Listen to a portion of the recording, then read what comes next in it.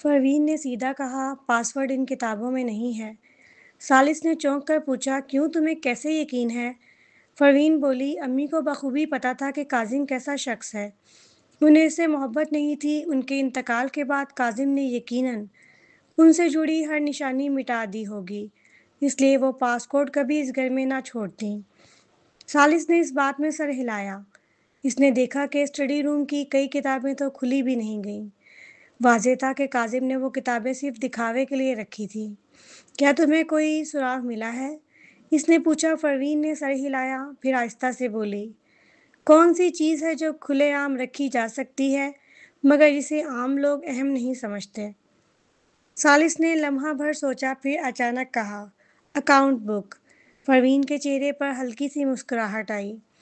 बिल्कुल, आइडियन फार्मास्यूटिकल्स की account book. वो फ़ौरन बाहर निकल गई। 18 साल जिस घर में पली थी, उसे कोई जज्बाती वाबस्तगी नहीं थी। ये उसके लिए सिर्फ सोने की एक जगह थी। काजिम और सदफ ने इसे कभी अपनायत नहीं दी थी, इसलिए उस घर से उसकी कोई याद वाबस्ता न थी। सालिस ने एक बार कमरे की तरफ देखा। वो तजस्सुस में था कि फरवीन का बचपन कैसा गुजरा होगा, मगर इसकी नज़रें इसके मजबूत कदमों पर जाकर रुक गईं और वो चुपचाप उसके पीछे चल दिया। आधे घंटे बाद वो वैन के घर पहुंचे। दरवाज़ा खुला तो वैन ने खुशी से चीख मारी, मोहतरमा फरवीन, क्या आप आखिरकार खानदानी जायदाद संभालने वापस आ गई हैं?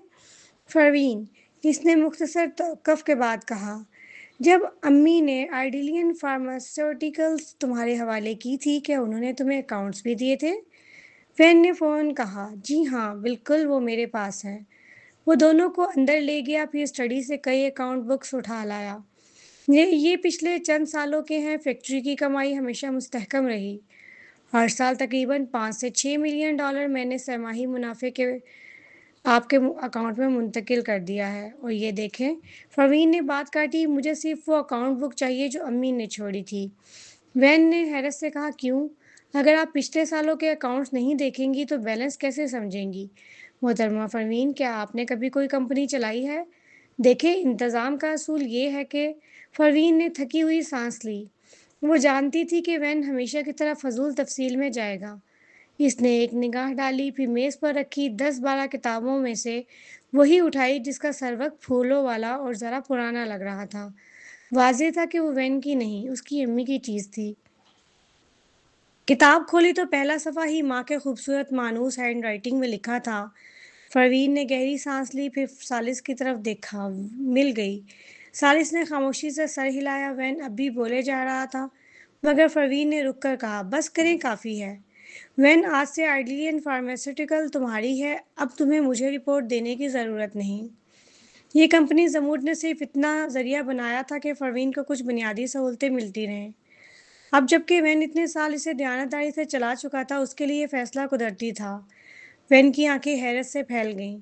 मोहतरमा फरवीन, आप रहने दो, जज्बाती मत हो, तुम इसके हकदार हो। ये कहकर वो सालिस के साथ बाहर निकल गई। वैन, वो अफसोस से ज़मीन पर बैठ गया। मैं जज्बाती नहीं था, मैं तो बस रिटायर होना चाहता हूँ। इसके आंसू निकल आए। उस वक्त मोहतरमा जमूद ने भी यही कहा था कि जब कंपनी फरवीन को सौंप दोगे तो तुम आज़ाद हो जाओगे। और अब वही कैद दोबारा मिल गई। फरवीन गाड़ी में बैठी, किताब अपने बैग में रखी। V16 की तलाश में वो अकेली नहीं थी, कई और लोग भी इसी राज के पीछे थे। वही जो पहले V15 के तजर्बात में जिंदा बचे थे। उस्मान ने कहा था कि उस वक्त के तजर्बात में 5 बच्चे जिंदा बचे थे। उस और ट्रूमैन के अलावा 3 लोग मजीद थे। शायद वो तीनों अब दुनिया के ताकतवर तरीन लोगों में शामिल हों।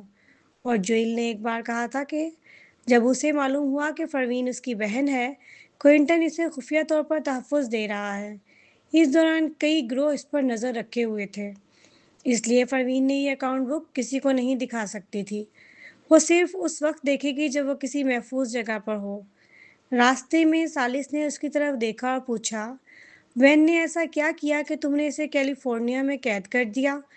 फरवीन ने हैरान होकर पूछा, कैद? मैंने तो इसे आज़ादी दी है।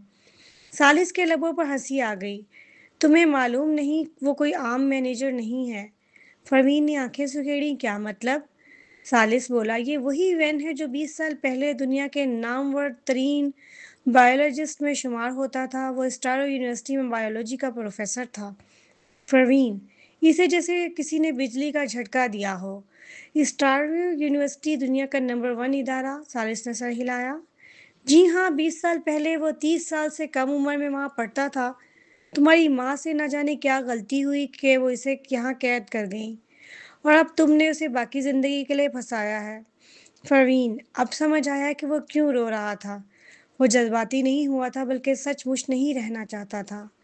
वो ये सोच ही रही थी कि फ़ोन बजा। वैन था। मोहतरमा परवीन, खुदा के लिए मुझे जाने दो, मैं बस रिटायर होना चाहता हूँ। परवीन ने संजीदगी से पूछा, तुमने आखिर मेरी माँ से ऐसा क्या किया था? वैन फ़ौरन चीखा, मैं बेकसूर हूँ, कसम से बराह करम मुझे अपना मौक़िफ़ पेश करने दो, फिर फैसला करना। 20 मिनट बाद जब उसने अपनी कहानी सुनाई तो परवीन की आंखें हैरत से फैल गईं।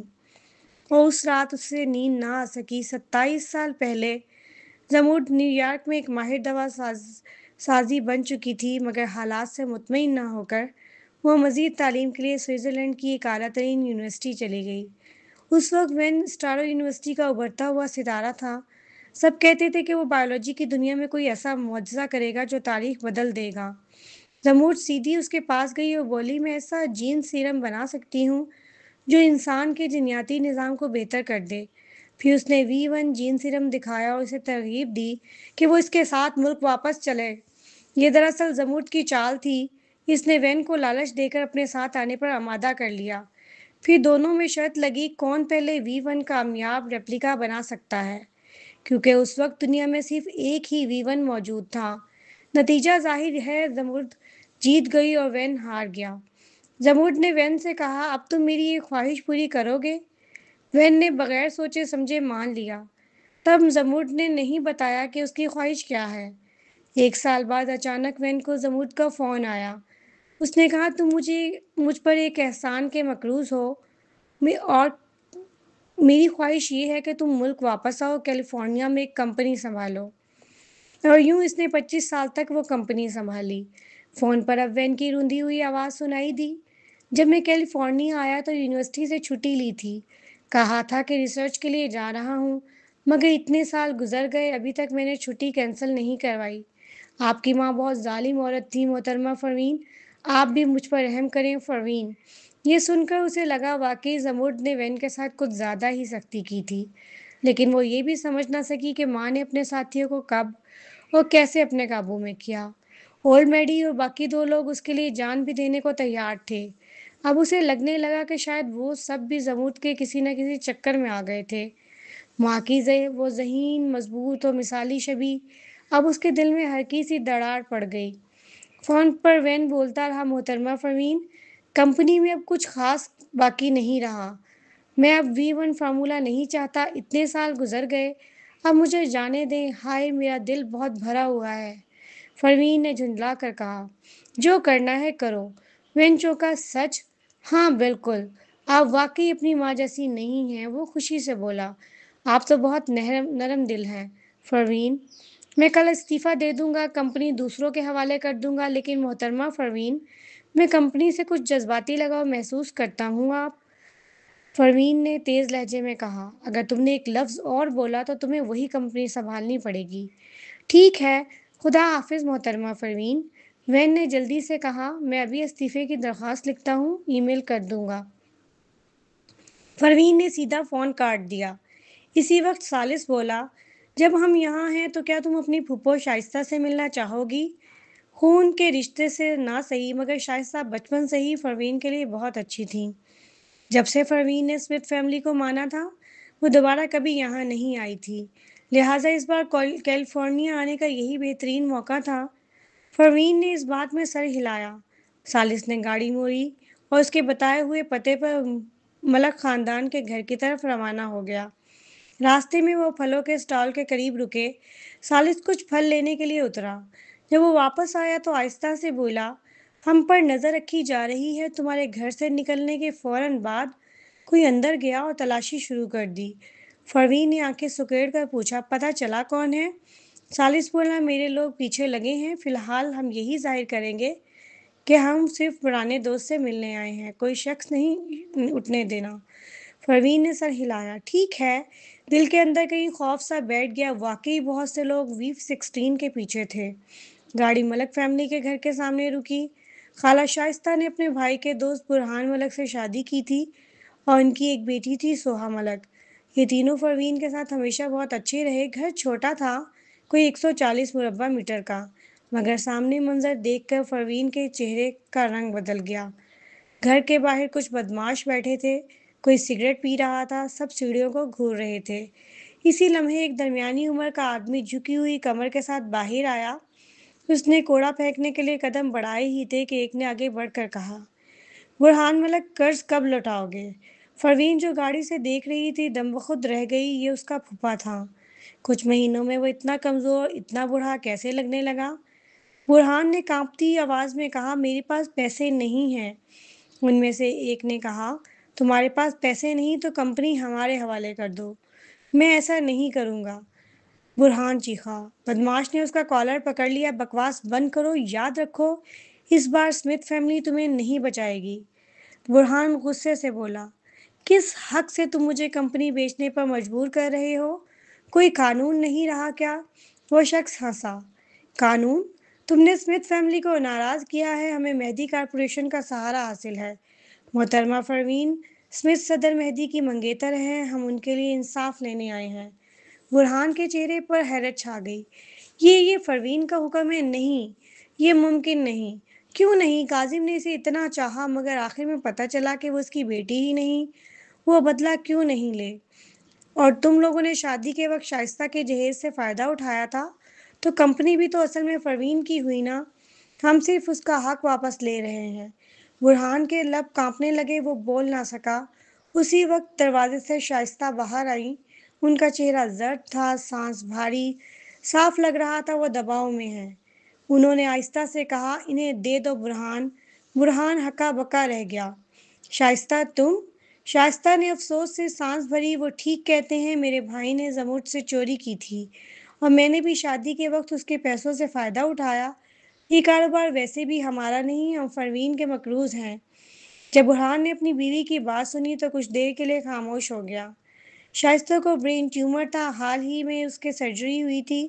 ابھی وہ صحت یابی کے مرحلے میں تھی مگر پہلے کے مقابلے میں بہت کمزور لگ رہی تھی۔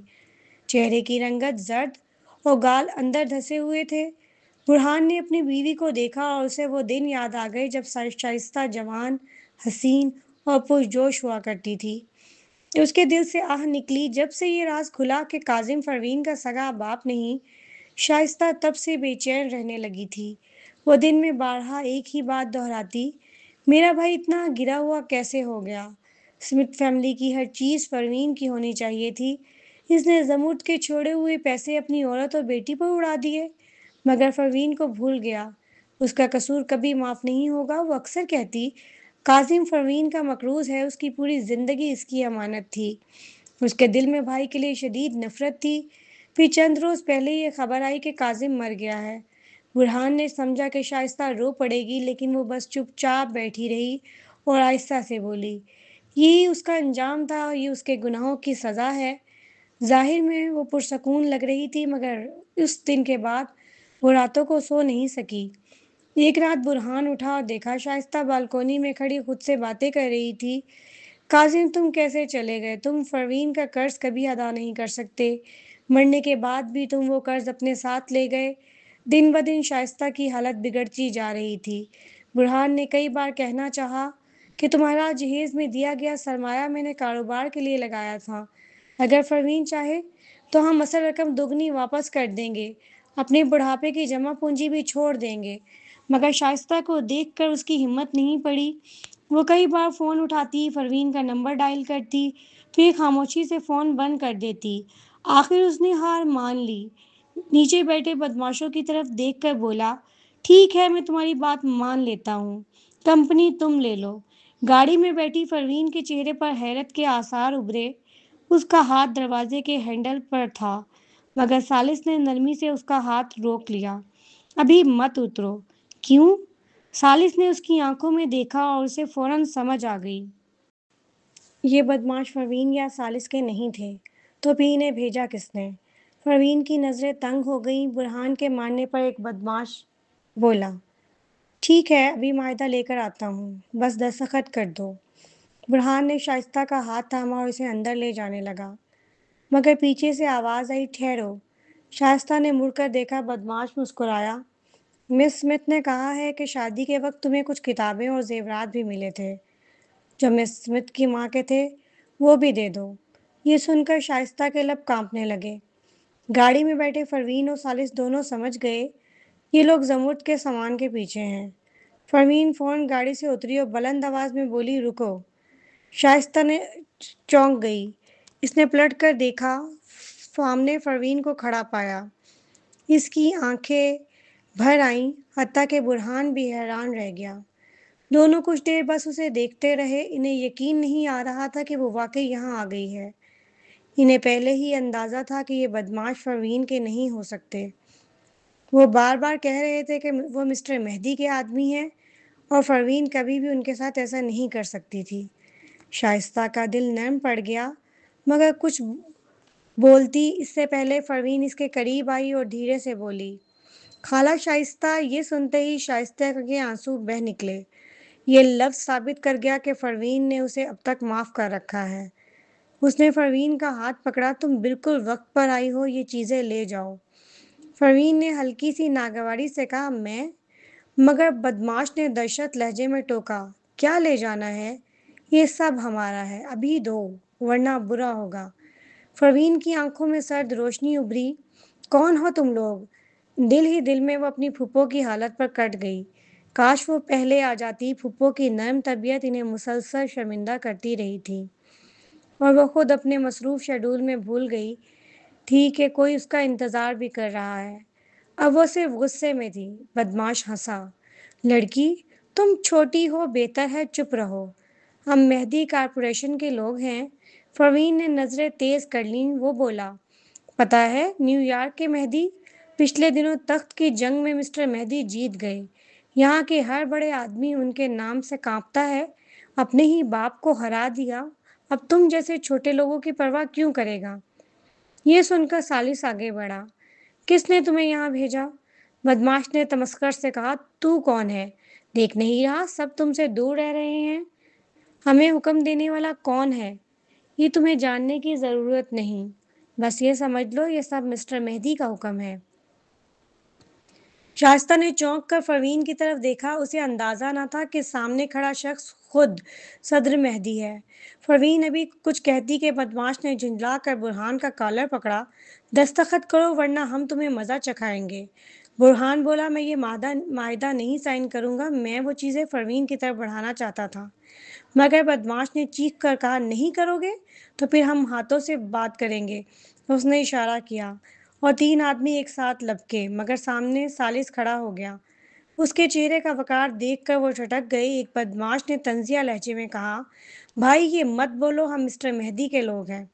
उनके मामले में दखल देना तुम्हारे लिए खतरनाक हो सकता है। मिस्टर मेहदी का मामला? सालिस की आंखें तंग हो गईं। जिस अंदाज में परवीन गाड़ी से बाहर निकली थी, वो देखकर वो समझ गया था ये मामला उसके लिए ज़ाती अहमियत रखता है। ख़ास तौर पर कैलिफोर्निया में उसने देखा था कि परवीन ने अपनी शनाख्त तक खतरे में डाल दी थी ताकि शाइस्ता को बचा सके। यानी शाइस्ता उसके लिए एक कीमती रिश्ता थी और अब चंद गुंडे उसके अपने नाम का इस्तेमाल करके जुल्म कर रहे थे। ये तो ऐसा ही था जैसे किसी ने उसके नाम को बदनाम करके परवीन के बुजुर्गों के सामने उसकी इज्जत खाक में मिला दी हो। सालिस के लबों पर तंजिया मुस्कुराहट आई। मिस्टर मेहदी, अजीब बात है, मुझे तो किसी ने बताया ही नहीं। ये सुनकर बदमाश भड़क उठा, इतनी बदतमीजी, लगता है तुम्हें सीधा करना पड़ेगा। उसके इशारे पर 7-8 आदमी आगे बढ़े। वाज़ेह था कि वो चारों को काबू में करके बुरहान से ज़बरदस्ती दस्तखत करवाना चाहते थे। लेकिन लीडर के चेहरे पर बेचैनी थी। उसे अपने ऊपर वाले का फ़ोन आया था कि काम जल्द मुकम्मल करो और शाइस्ता के पास वेट के छोड़े हुए तमाम सामान फ़ौरन ले आओ। अब वो किसी सूरत पीछे हटने वाला नहीं था। एक आदमी ने परवीन को घूरते हुए मुस्कुरा कर कहा, बस औरत पर हाथ उठाएं, ये तो बड़ी प्यारी लग रही है। लीडर ने झट झट से उसके सर पर थप्पड़ मारा। अहमक, हम मिशन पे हैं, ये कोई तमाशा नहीं। اگر یہ عورت سمجھدار ہے تو خود ہی یہاں سے نکل جائے۔ اوکے باس۔ مگر اگلے لمحے منظر بدل چکا تھا۔ 1 منٹ بھی نہ گزرا کہ 7 8 گنڈے زمین پر پڑے کرا رہے تھے۔ جو لڑکی پر فکرہ کس رہا تھا اس کا تو منہ تک زمین میں دھنسا ہوا تھا۔ لیڈر کی آنکھیں پھٹی کی پھٹی رہ گئیں۔ حرام ہے، یہ بندہ تو واقعی شیر نکلا۔ مگر سن لے، چاہے تو کتنا ہی طاقتور ہو، مسٹر مہدی کے خلاف جانے کی قیمت چکانی پڑے گی۔ یہ کہہ کر اس نے فون اٹھایا۔ ہیلو لیڈر، ہم مشکل میں ہیں، ایک بندے نے اکیلے 8 آدمی گرا دیے۔ ہاں بہتر ہوگا آپ خود آ جائیں۔ جی آپ خود آ رہے ہیں، ٹھیک ہے ہم انتظار کریں گے۔ فون بند کر کے اس نے تیز نگاہ سے ثالث کی طرف دیکھا۔ ہمارا باس ابھی آ رہا ہے۔ مہدی کارپوریشن کے نمائندے، مسٹر مہدی کے خاص آدمی اور کیلیفورنیا کے انچارج صدر زیرسٹ وینسٹ، اب بھاگنے کی کوشش نہ کرنا۔ ثالث کے لبوں پر ایک ہلکی سی مسکراہٹ آئی۔ زیسٹر وینسٹ بدماش نے فخر سے کہا، ہاں تمہیں نام پتہ ہے تو ابھی اس کی طاقت بھی جانتے ہوں گے۔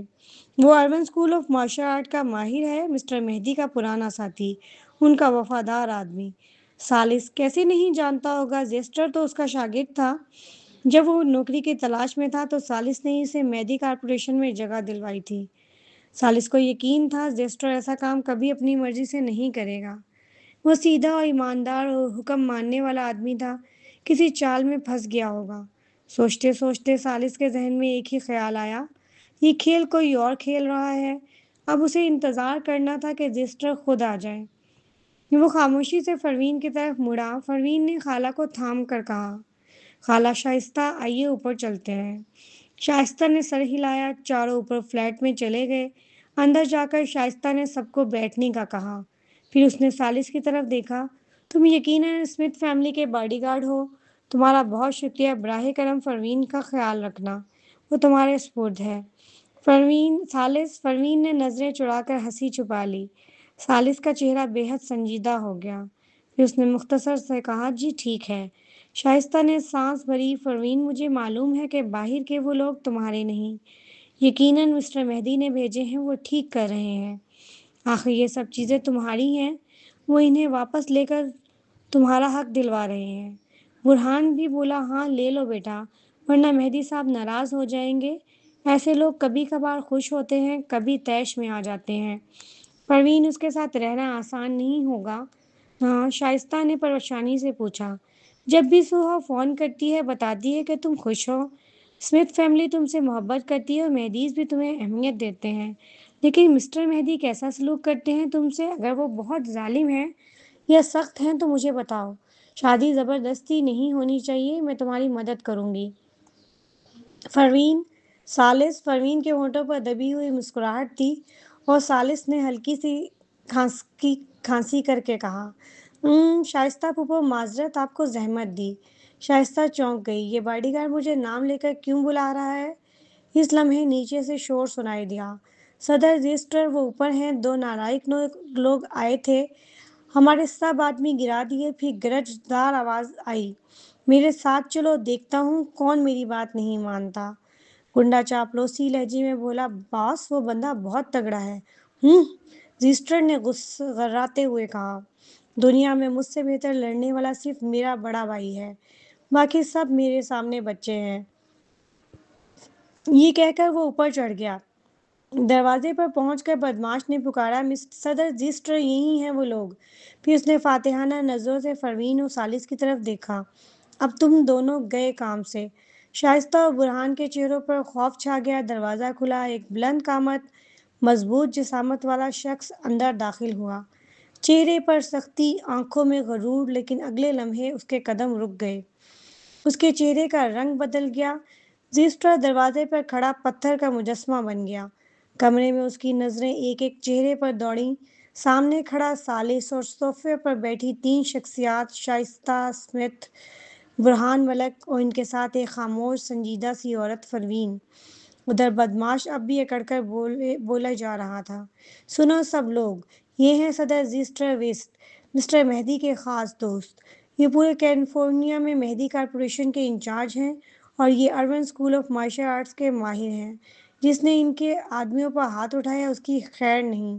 پھر اس نے اشارہ کرتے ہوئے کہا، صدر زیسٹر، یہی ہے وہ باڈی گارڈ، اس نے ہم پر حملہ کیا تھا۔ رجسٹر اس نے آنکھیں رگڑیں اور بڑبڑایا، یہ باڈی گارڈ میرے بڑے بھائی جیسا کیوں لگ رہا ہے؟ سالس، فروین نے پلکیں جھپکائیں۔ اب اسے اندازہ ہو گیا تھا کہ رجسٹر کوئی سازشی بندہ نہیں، بلکہ ایک سیدھا سادہ بلکہ انتہائی بھولا انسان ہے۔ ایسے بندے کو تو کوئی بھی دھوکے سے استعمال کر سکتا تھا۔ بدماش نے پھر شور مچایا، صدر رجسٹر، یہ بندہ بہت خوش شکل ہے مگر بدتمیز بھی۔ میں نے اسے بتایا تھا کہ مسٹر مہدی کا حکم ہے، مگر وہ سننے کو تیار نہیں تھا۔ اسے سبق سکھائیے۔ سالس نے سیدھا رجسٹر کی طرف دیکھا، تمہیں یہاں کس نے بھیجا؟ رجسٹر نے پلکیں جھپکائیں، یہ آواز بالکل میرے بڑے بھائی جیسی ہے۔ سالس کا صبر جواب دے گیا۔ اس نے سرد لہجے میں کہا، رجسٹر ویسٹ۔ رجسٹر چونک کر سیدھا کھڑا ہو گیا۔ اوہ، واقعی آپ ہی بڑے بھائی! ارے مگر آپ یہاں کیا کر رہے ہیں؟ اور ابھی آپ نے مسکرا کر دیکھا، میں تو پہچان ہی نہیں سکا۔ آپ کو تو ہمیشہ سخت چہرہ رکھنا چاہیے، تب پہچان آتی ہے۔ فروین کے ہونٹوں پر دبی ہوئی ہنسی تھی۔ سالس نے ماتھے پر ہاتھ رکھ لیا، یہ شاگرد نہیں مصیبت ہے۔ تمہیں کس نے کہا کہ شائستہ سے یہ چیزیں مانگو؟ رجسٹر بولا، آپ نے ہی تو کہا تھا۔ یہ سن کر وہ خود رک گیا، پھر اچانک بول اٹھا، اوہ، سمجھ گیا، آپ نے خود نہیں کہا بلکہ خفیہ منصوبہ ہے نا؟ میں سمجھ گیا، آپ نے مجھے قربانی کا بکرا بنایا ہے تاکہ محترمہ فروین کے لیے کچھ کریں۔ فکر نہ کریں، میں کہہ دوں گا سب میری غلطی تھی۔ میں تو ہمیشہ آپ کے لیے ڈھال بننے کو تیار ہوں بھائی۔ سالس نے گہری سانس لی، میں نے کب تمہیں ایسا حکم دیا؟ آخرکار اس نے اپنے انداز میں سیدھا سوال داغا۔ رجسٹر نے وضاحت کی، آپ کا ای میل آیا تھا اور وائس میسج بھی۔ بھول گئے؟ اتنی کم عمر میں ہی یادداشت کمزور ہو گئی کیا؟ سالس کا صبر پھر آزمایا گیا۔ وہ ای میل اور وائس میسج دکھاؤ۔ رجسٹر نے فوراً موبائل نکالا۔ ای میل واقعی سالس مہدی کے آفیشیل اکاؤنٹ سے بھیجی گئی تھی۔ سالس کے نظریں سنجیدہ ہو گئیں، اس کے سسٹم میں فائر وال ہمیشہ فعال رہتا تھا۔ دنیا میں صرف 2 یا 3 لوگ تھے جو اسے توڑ سکتے تھے۔ رجسٹر نے وائس میسج چلایا۔ آواز بالکل سالس جیسی تھی۔ فروین آگے بڑھی اور موبائل لیا۔ تھوڑی دیر سن کر بولی، یہ آواز نقلی ہے، مختلف جملوں کو جوڑ کر بنائی گئی ہے۔ کسی نے آپ کی ریکارڈ شدہ آواز استعمال کر کے یہ آڈیو تیار کی ہے۔ سالس نے مسکرا کر اسے دیکھا، دل ہی دل میں خوش ہوا کہ وہ اس کی آواز پہچانتی ہے۔ فروین نے الجھ کر کہا، ای میل کا فائر وال عجیب سا جانا پہچانا لگ رہا ہے۔ سالس نے دھیرے سے کہا، کیوں نہیں پہچانو گی، یہ تمہارا اپنا بنایا ہوا ہے فروین۔ اس نے حیرت سے کہا، تو پھر جس نے اسے ہیک کیا اس نے یا تو میرا طریقہ استعمال سیکھ لیا ہے یا میرا سافٹ ویئر استعمال کر لیا ہے۔ سالس نے اس بات میں سر ہلایا۔ دونوں نے ایک ساتھ رجسٹر کی طرف دیکھا۔ اور بتاؤ، تمہیں کس کو چیزیں دینی تھیں؟ رجسٹر نے گڑبڑاتے ہوئے کہا، آپ ہی کو بڑے بھائی، آپ کے نیو یارک والے ولا کا پتہ لکھا ہے۔ سالس کی نظریں سنجیدہ ہو گئیں۔ فروین نے بھی سوچتے ہوئے کہا، یعنی وہ سب کچھ براہ راست مہدی کے گھر بھجوانا چاہتا ہے۔ لیکن مہدی مینشن میں تو سالس نے حال ہی میں مکمل صفائی کر دی تھی، ایسا ممکن نہیں تھا کہ کوئی اندر سے یہ سب کرا رہا ہو۔ تو پھر یہ سب ڈیلیوری چین کے ذریعے ہو رہا تھا۔ نصف گھنٹے بعد رجسٹر باہر نکلا، ہاتھ میں ایک بڑا باکس لیے۔ اس نے کوریئر کمپنی کو فون کیا، نیو یارک کے لیے پیکج لینا ہے۔ کچھ ہی دیر میں ڈیلیوری مین آیا، پارسل لیا اور گاڑی میں رکھ کر روانہ ہو گیا۔ اسے پتہ نہیں تھا 3 لوگ اس کے پیچھے خاموشی سے چل پڑے ہیں۔ کوریئر اپنی کار میں اگلے گھر کے لیے گیا۔ اس کے جاتے ہی فروین اور سالس ایک کونے میں کھڑے تھے۔ رجسٹر نے الجھ کر پوچھا، بڑے بھائی، محترمہ فروین، ہم یہاں کیوں چھپے ہیں؟ اسی لمحے ایک موٹر سائیکل تیزی سے آئی۔ سوار نے کوریئر کار کے پاس پہنچ کر چالاکی سے ایک باکس اندر پھینکا، پھر وہی باکس نکال کر بغل میں دبایا اور لمحوں میں غائب ہونے لگا۔ حرکت اتنی تیز تھی کہ اگر وہ تینوں نہ دیکھ رہے ہوتے تو کسی کو پتہ بھی نہ چلتا۔ سالس نے سرد لہجے میں کہا، پکڑو اسے۔